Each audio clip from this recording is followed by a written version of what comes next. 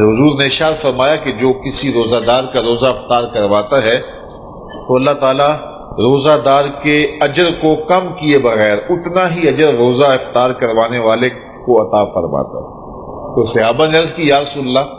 ہم میں سے کچھ ایسے لوگ ہیں کہ جو روزہ افطار کروا نہیں سکتے، اتنی طاقت نہیں رکھتے کہ ہم روزہ افطار کروائیں تو پھر یہ ثواب ہم تو نہیں پا سکیں گے۔ تو حضور علیہ السلام نے فرمایا لازمی نہیں ہے کہ تم سیراب کر کے کسی کو کھانا کھلاؤ یا پانی پلاؤ، اگر مذقۃ لبن، حضور نے فرمایا کہ دودھ کا ایک گھونٹ، اور شربہ من الماء، یا پانی سے ایک گھونٹ، یا حضور نے فرمایا کہ کھجور کا ایک ٹکڑا بھی اگر کسی نے دے کے کسی کا روزہ افطار کیا، اللہ تعالیٰ جل شانہ اس کو پورا ثواب عطا فرمائے۔ اور جس نے پورا اہتمام کیا کہ اس کو صحیح افطاری کروائی، اس کو سیراب بھی کیا، اس کو رجایا بھی،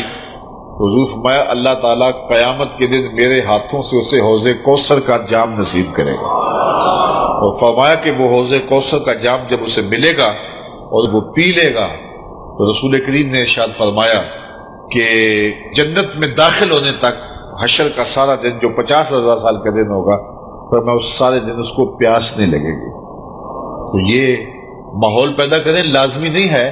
کہ آپ بڑا اہتمام کریں۔ اگر آپ ایک مٹھی کھجوروں کی جو ہے وہ مسجد میں بھیج دیں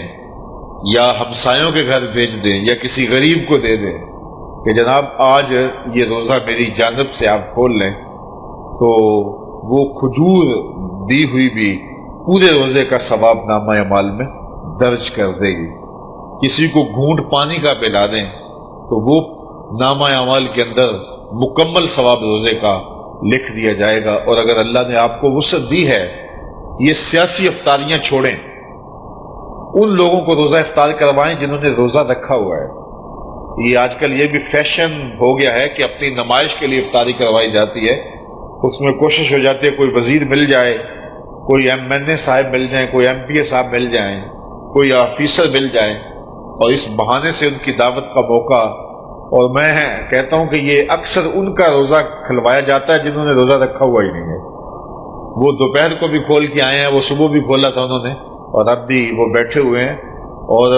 ہنسی آتی ہے کہ روزہ رکھا ہوا ہی نہیں، تو انتظار کر رہے ہوتے ہیں کہ ذرا اذان ہو لے۔ تو یہ سیاسی افطاریاں چھوڑیں۔ حضور نے ارشاد فرمایا صحابہ کو کہ تمہارے دسترخوان سے سوائے متقی کے کوئی نہ کھائے، یعنی متقی تمہارے دسترخوان سے کھائیں۔